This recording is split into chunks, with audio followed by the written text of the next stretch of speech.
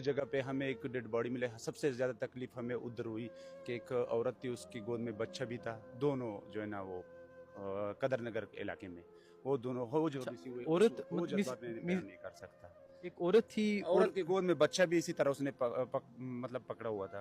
वो बच्चा भी दोनों की डेड बॉडी। दोनों डेड बॉडी थी। वो तकलीफ दे माँ मनाजिर थी, थे। माँ ने अपना छोटा सा बच्चा उसको नहीं छोड़ा। उसको नहीं और छोड़ा था। वो तकलीफ दे मनाजिर थे, वो मैं बयान नहीं कर सकता। वो सबसे ज्यादा इतनी डेड बॉडीज हमने उठाई है। ज्यादा तकलीफ हमें उधर बहुत हुई जब उस माँ और बच्चे को हमने उठाया। अपने हाथों से आपने फिर वो उस माँ से बच्चा लिया और उनकी तदफीन की, ये सारा किया सारे आपने? लड़के हमारे उधर रोने लगे थे। जो जिसने भी वो मंजर देखा, जो लोग भी पब्लिक भी थी, वो उन्होंने भी देखा, सब रो रहे थे।